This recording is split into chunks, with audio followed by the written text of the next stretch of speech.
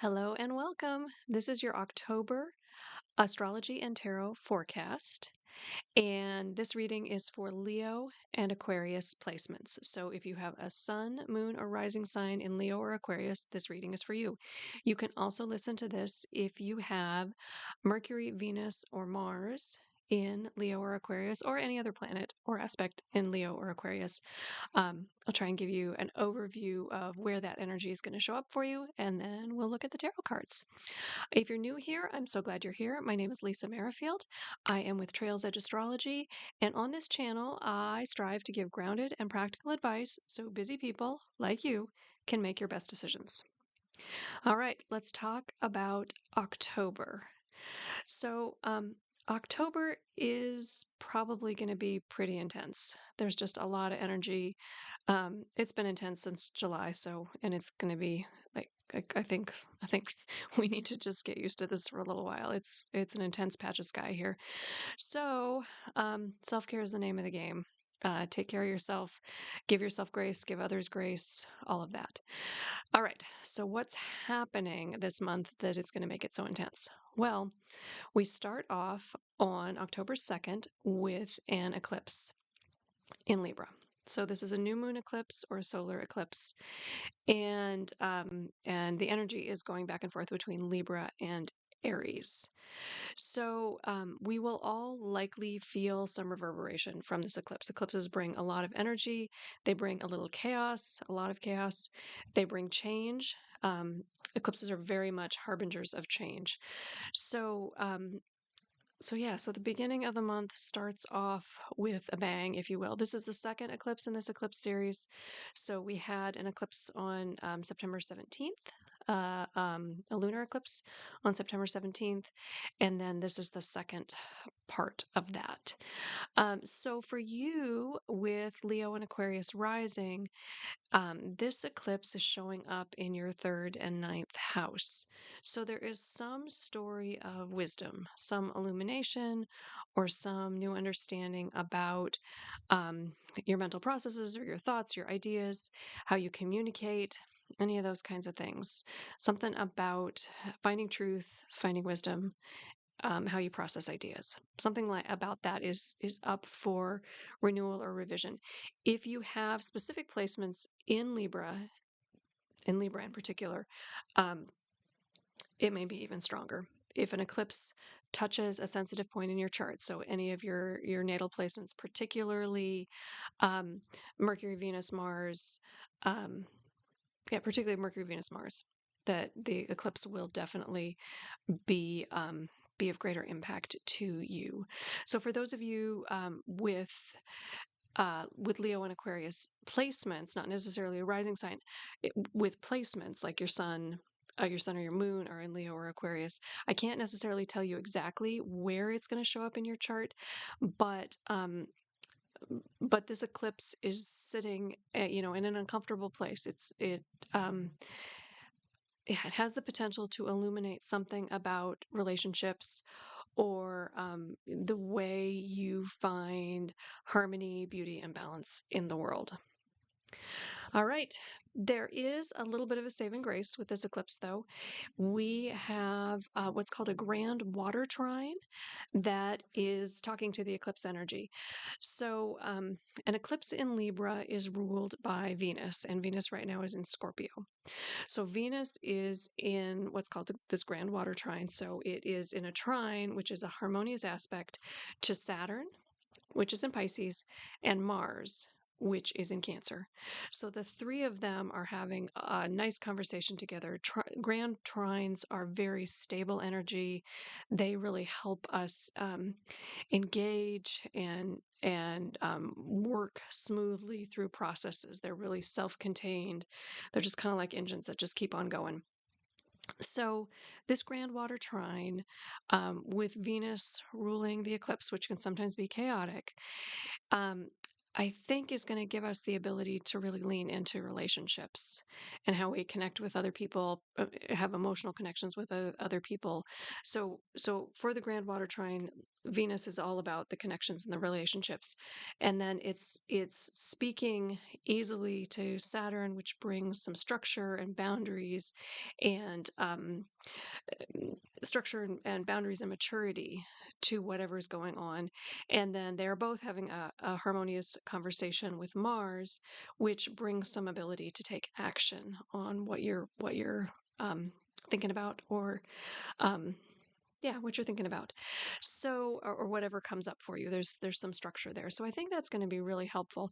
Now, a water trine is not like outward energy. It's not go out and, climb tall mountains.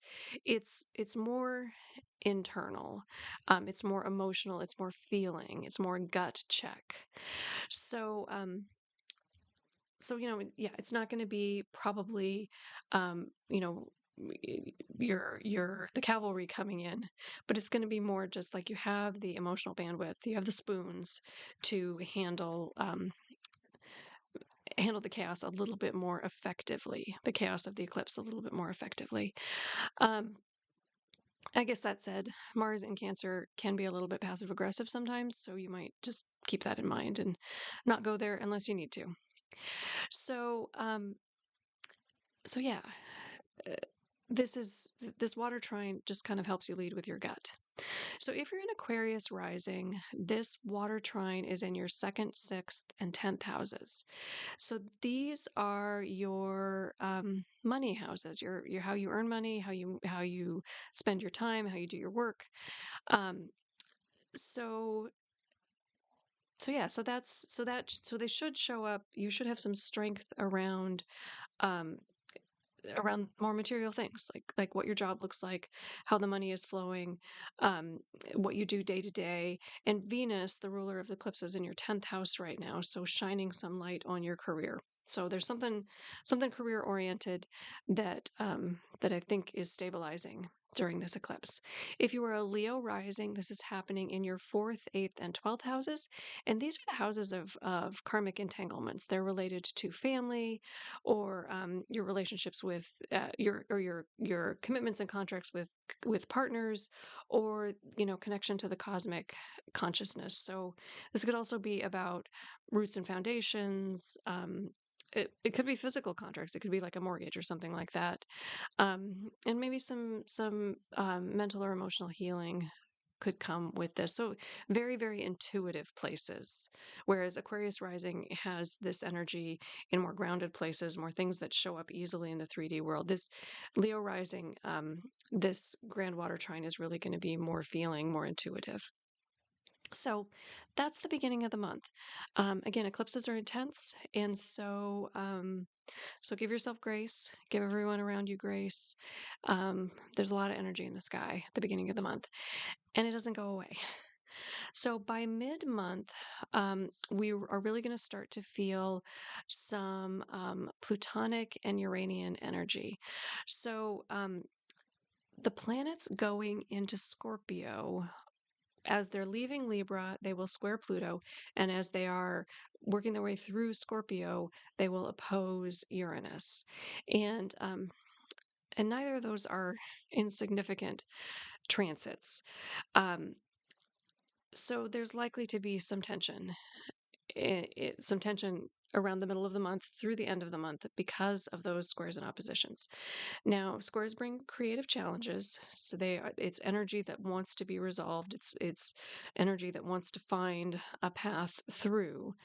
Um, but it's not always the easiest path. So if you are a Leo rising, the square to Pluto will have you looking at sixth house issues, transformation of your health and your daily habits. Let me look at this chart really quickly.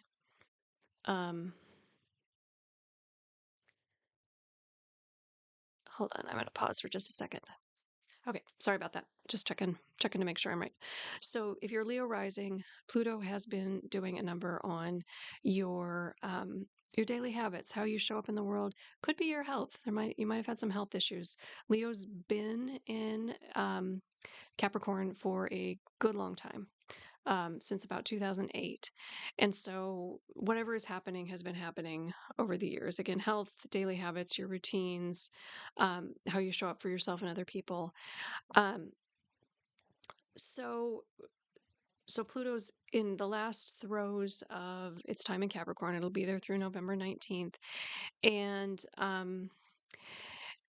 with the square from first Venus, which has already happened, soon Mercury and the Sun, uh, we're going to add to your health story, we're going to add some tension from your foundations, your roots, your house, maybe your family. So something there is going to impact health outcomes.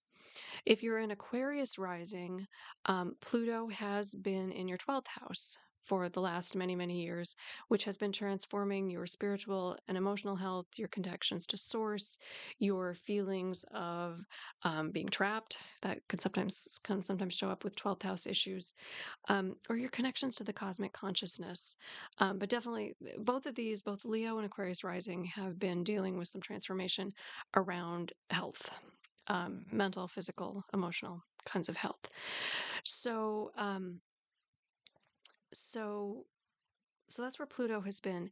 And with the Venus square, and then Mercury and the Sun squaring, that's coming from your 10th house, from your house of career. So something about your career um, may impact your mental, spiritual, emotional health in October. So look for that.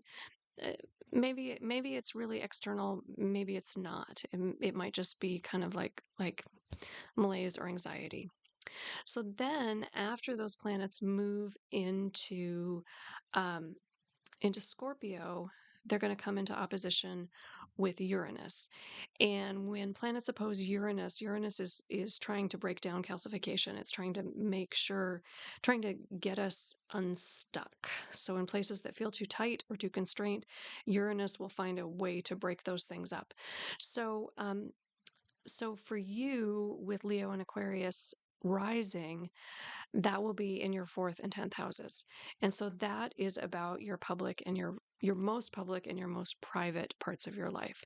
So so your career, your work in the world, whatever your vocation is, and then your foundations, your roots, your home, your family. So it's along that axis. So something is maybe trying to be loosened with respect to career or roots or both. Now, if you just have placements, if your sun or moon is in Aquarius or Leo, I can't tell you specifically like where it will show up in the 3D world, but I can tell you that any Pluto contact is asking you to go beneath the surface and really explore ways to be more true to yourself. So the square from Venus, the square from Mercury, the square from the Sun are really asking you to like how do you want to show up? What looks authentic to you? And then the opposition to Uranus is asking you to break up the status quo, look for places where there's stagnant energy, where you're stuck, and break that up. Now, the thing with Uranian energy is that it's not always like it doesn't always do this in a really beautiful, pretty way. Oftentimes, can be like a lightning strike. So lean into that. Think about how you want to work with it. All right. And then the last thing I want to mention is we do have a full moon in Libra on, or full moon in Aries, not in Libra, full moon in Aries on October 17th. And that full moon, normally full moons are about release and about shining our light and about going forward in the world. And that this is no different. But it has a square to Mars, which adds an element of probably potentially passive aggressiveness or like protection of home and family, or like really hunkering down and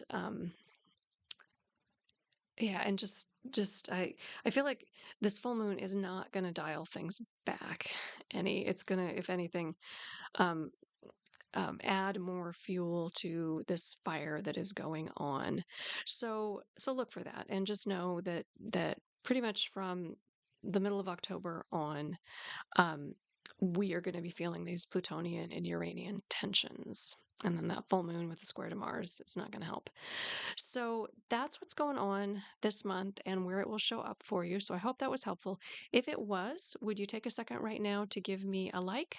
Um, or if you really want to hear more of this kind of content, I would love to see you subscribe. I would love to see a comment to tell me what you think of all of this. And then we're going to go in and read some tarot to see if we can add some nuance to what's going to show up for you this month. So I'm going to read from the Tarot of Mystical Moments, and then I will pull an oracle card from the season of the Witch Mabon Oracle. Mabon is the fall equinox, which happened on September 21st, and it so we're still in that energy. So I'm going to pull an oracle card from that deck. So I'm going to pause and shuffle, and I'll be right back with your tarot reading. All right, I am back. So we are going to do a 5 card spread, and then we'll pull the oracle card. And what we're going to look at is um, what you need to release. This is a South Node eclipse, so something is being released. And then what you are starting to be ready to put forward. So during this season, using a plant metaphor, the garden has produced, we have had the harvest, and now we've left, a few tomatoes on the vines to put all their energy into those seeds that will eventually fall back down to the earth and start to germinate over the winter. So right now we are releasing whatever needs to go, um, and starting to put our energy into whatever those seeds that we will plant next spring, or that will sprout next spring, will show up. So we'll talk about that. We'll also talk about um, what tools you have to help keep yourself calm and grounded during what is potentially going to be some tumultuous energy. So that's our plan today with the cards. So first card I pulled is, what are some core beliefs that you, as a Leo or Aquarius rising, need to release during this eclipse season? And you got the Emperor. Now, the Emperor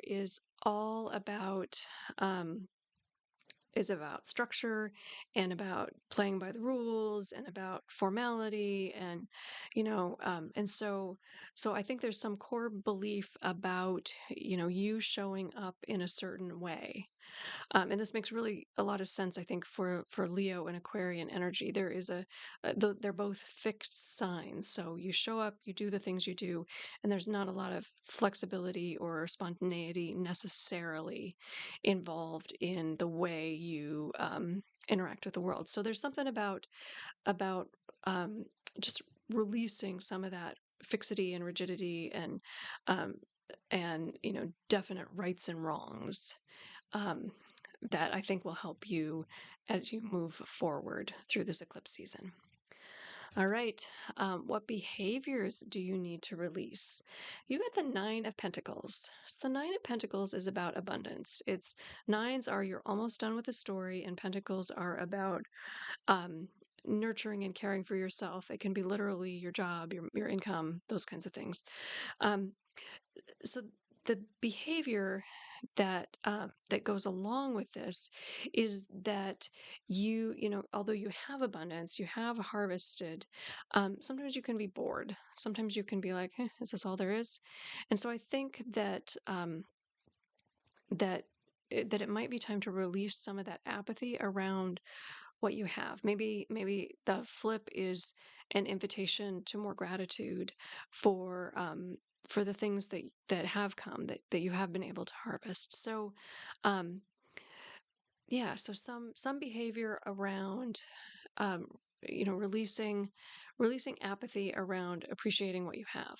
Something like that is likely to be coming into your sphere of influence, or you're invited to think about what releasing that kind of behavior looks like. So releasing the rigidity, the fixity, and then releasing something about this attachment to abundance, and maybe not appreciating that abundance as much as you could. All right. So what seeds are you getting ready to sow? And I'm so curious, Leo and Aquarius rising, what seeds are you getting ready to sow? You got the Seven of Swords. You can't read that, but the Seven of Swords. Let me take it away and see if I get it to focus. This is a neat card. Yeah, there, sort of. There we go. There's the focus. So the Seven of Swords is about deception. Actually, it's about, like taking things from other people, taking eggs from a nest. So I think, because we're asking, like, what are you seeding going into the future? And I think that this energy is encouraging you um, to maybe be a little bit more assertive with what you lay claim to. I mean, definitely don't take eggs that aren't yours. Don't steal eggs from somebody's nest. But um, you know, are there places where you can be a little bit bigger, where you can take up a little more space, or another piece of this in the seeds getting ready to set, like you don't have to tell everybody everything you're planning to do. Like you can start to set some plans in motion, or at least the ideas of plans, the concepts of plans in motion, and you don't have to tell everybody. You don't have to let everyone know. You don't have to say, I'm going to be going in this direction, and that means I'm not going to go in that direction. You don't have to tell anybody at this point. So I think the seeds that you're ready to set, like they can be yours, they can be private, and they might, it might be a step out of, feeling like just taking up a little bit more space, taking things that might not, um, that you might not be positive are yours. And again, balance it out. Don't take things that clearly are not yours, but maybe take up a little more space. All right, so then let's look at the tools you have to take care of yourself this season. So, what tools do you have internally to help soothe your nervous system? And you, my friends, got the Five of Swords. So this is definitely an interesting reading with that Seven of Swords and then this Five of Swords. Uh, and the Five of Swords is about an unwinnable battle. It's about a struggle and an argument that's just like, you're going to go round and round and nobody's going to win. Nobody's going to come out happy. And so, I wonder if looking at how to soothe your nervous system, if you invite yourself to say, I can keep fighting this fight, and I'm going to keep, um, I'm going to keep doing the same thing over and over again, and I'm never going to get where I want to go. And so, um, recognizing that, and maybe not pushing in places where you feel like you're just, you're trying to open the same door over and over and over again, and it's just not opening. So I think to soothe yourself when this energy is so high, like really look critically, like, is this something that I can win? Is this something that I can have?